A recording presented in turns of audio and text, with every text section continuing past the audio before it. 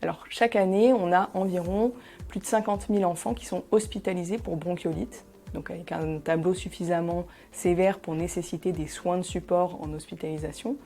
Il faut savoir que la bronchiolite, il n'y a pas un traitement curatif, c'est-à-dire qu'une fois qu'on a le virus, il va falloir donner des traitements symptomatiques, essayer d'aider l'enfant à passer le cap. Donc s'il n'arrive pas bien à s'alimenter, on va lui mettre une sonde nasogastrique qui va du nez dans l'estomac pour l'hydrater, lui apporter ses aliments.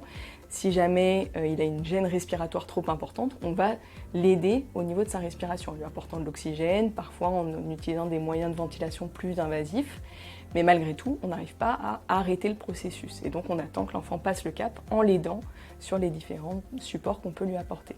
Et donc malgré tout, dans certains cas, sur ces 50 000 hospitalisés, il va y avoir une proportion d'environ 0,5% qui peut décéder malgré tout.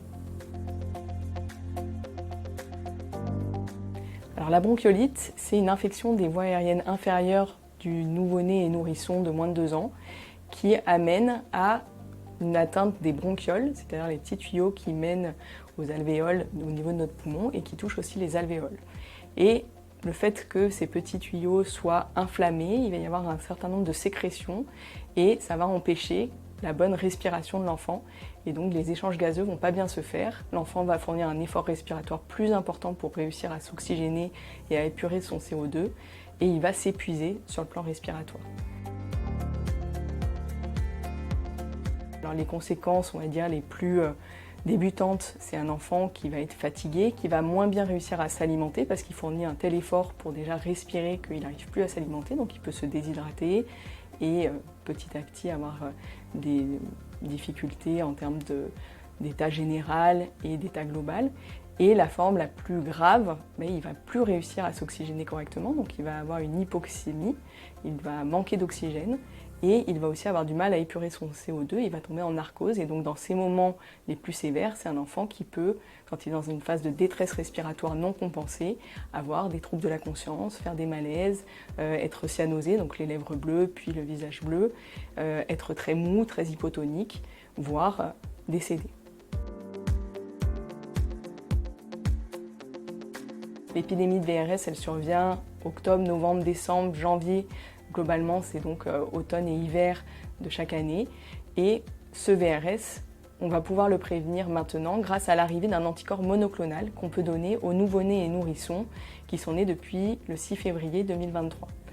Donc qui sont dans leur première année épidémique de ce VRS. Cet anticorps monoclonal, c'est un peu différent d'un vaccin, c'est-à-dire qu'on apporte d'emblée des anticorps à l'enfant qui vont lui permettre de neutraliser le virus dès lors que ce virus va être en contact avec l'enfant. Alors en pratique, tous les nouveau-nés pourront bénéficier de cette injection d'anticorps monoclonal dès la maternité. Donc ça leur est proposé, on pose un patch anesthésique sur la cuisse, face latérale, et il va y avoir l'injection de l'anticorps monoclonal, un peu sur le même principe qu'une vaccination. Si l'enfant n'en a pas bénéficié en maternité, à ce moment-là, son médecin traitant, son pédiatre, son médecin référent, s'il s'agit d'un patient suivi en hospitalier, peut faire l'ordonnance au patient, qui va ensuite pouvoir aller chercher l'anticorps monoclonal en pharmacie et revenir vers son médecin traitant ou un infirmier ou une infirmière pour faire cette injection, de nouveau après pose d'un patch anesthésiste.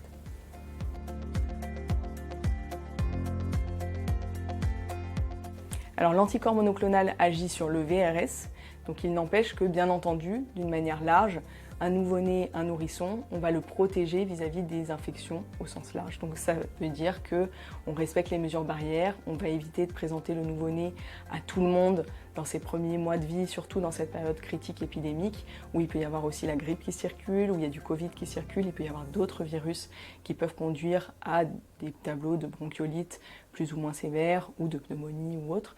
Donc bien entendu, la prévention par nirsevimab est une vraie avancée en termes de prévention des bronchiolites graves à VRS, et ça, il faut qu'on s'en empare, mais malgré tout, ça n'empêche pas, à côté de ça, de poursuivre les mesures barrières.